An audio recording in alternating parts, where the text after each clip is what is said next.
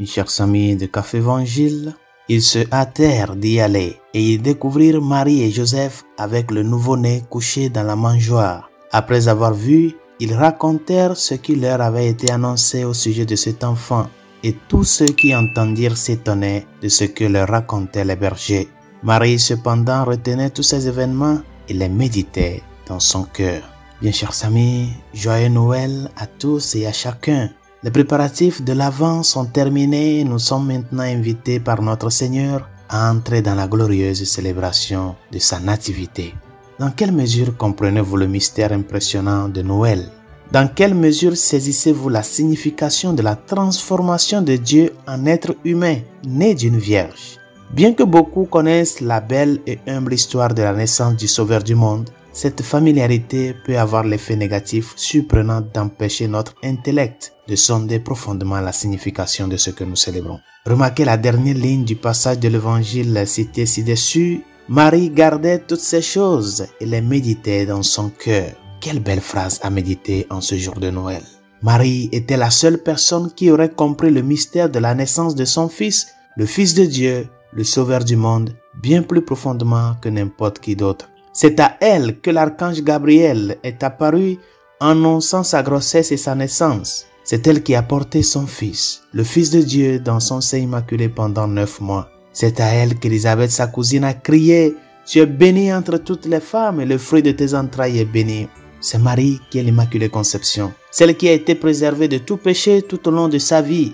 Et c'est elle qui a donné naissance à cet enfant, l'a porté dans ses bras et l'a allaité à son sein. Notre Sainte Mère, plus que tout autre, a compris l'événement incroyable qui s'est produit dans sa vie.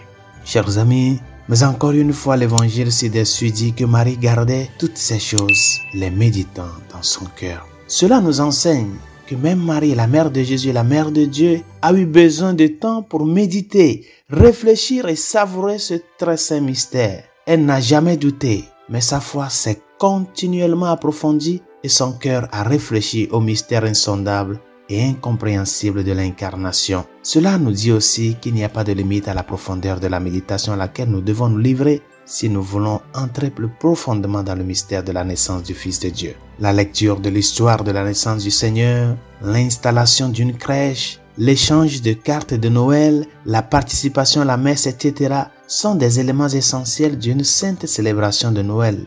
Mais méditer et réfléchir, surtout pendant la prière et surtout pendant la messe de Noël, aura pour effet de nous faire entrer toujours plus profondément dans ce mystère de notre foi. La résolution de ce jour, le Sauveur du monde est né. Il est né comme la lumière de l'aurore qui vient illuminer le monde, qui vient illuminer ton cœur, ta vie, ta famille, tes projets. En ce jour de Noël, essaie d'ouvrir plus grandement la porte de ton cœur à Jésus qui est venu, afin qu'il puisse trouver vraiment un bon accueil. Réserve-lui un bienvenu dans ton cœur, dans ta vie. Ne ferme pas la porte au Christ, parce qu'il s'est fait homme par amour pour toi. Et dans la réjouissance de tout au long de ce jour, de tout ce temps de Noël, prends le temps pour méditer ce mystère. Que Dieu se fasse homme. Que l'Éternel entre dans le temps. Que le Tout-Puissant entre dans ce qui est limité. Cela n'est pas normal. Apprenons à nous surprendre devant le mystère, pour nous tomber à genoux, pour lui dire Seigneur, je crois, j'espère et je t'aime. Bonne journée, Dieu vous bénisse et encore une fois, joyeux Noël.